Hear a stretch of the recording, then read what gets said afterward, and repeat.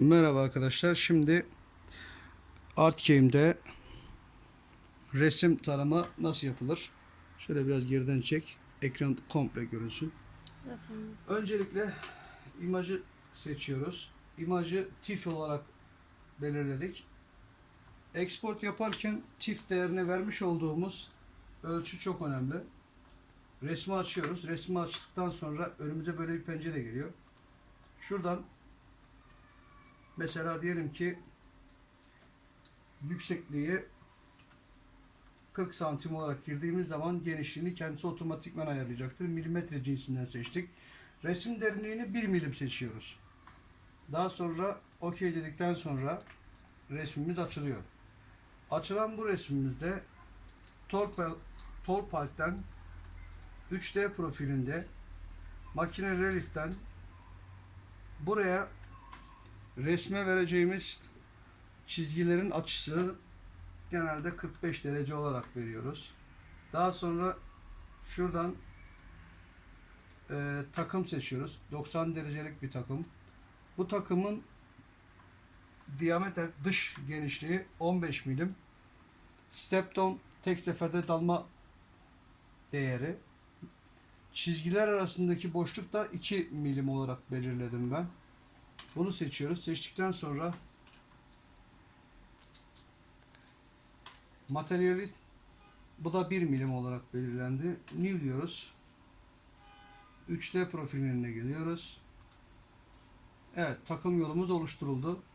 Şimdi close deyip şuradan Torpalt'tan aşağıda simülasyon açıyoruz. Simülasyondan Torpalt simülasyon.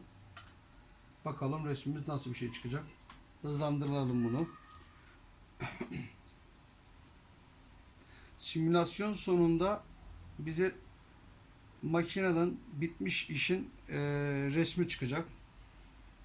Ve bıçakla resim yapmanın Artgame'deki videosu. Evet.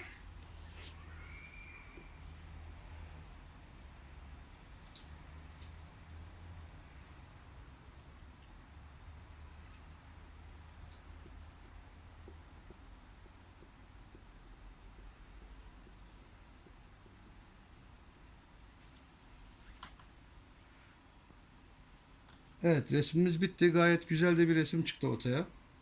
Şimdi bu resim bittikten sonra şuradan her zamanki gibi Save Torpalist yapıyoruz. Bunu kaydediyoruz. Herhangi bir G-kod olarak yine kaydediyoruz. Kaydettikten sonra Mac3 programını açıyoruz. Resetledikten sonra Load G-kod, G-kodumuzu seçiyoruz. Mekanik olarak X, Y, Z eksenlerinin sıfırladıktan sonra buradan elektronik ortamda da sıfırlıyoruz ve Start dedikten sonra makinemiz kendisi otomatikman 15 milim yükselerek kesime gidiyor. Gitti. Şimdi dalacak. En fazla 1 milim dalacak. Gördüğünüz gibi en fazla 1 milim dalarak bize resmimizi yapıyor şu anda. Ben hızlandırayım ben biraz. Şöyle. Evet. Z ekseninin değerlerine bakarsanız genelde 0 ve 1 milim arası çalışmakta. 1 milim olan yani çok en fazla dalabileceği 1 milim. Bu şekilde resmimizi çıkarıyoruz.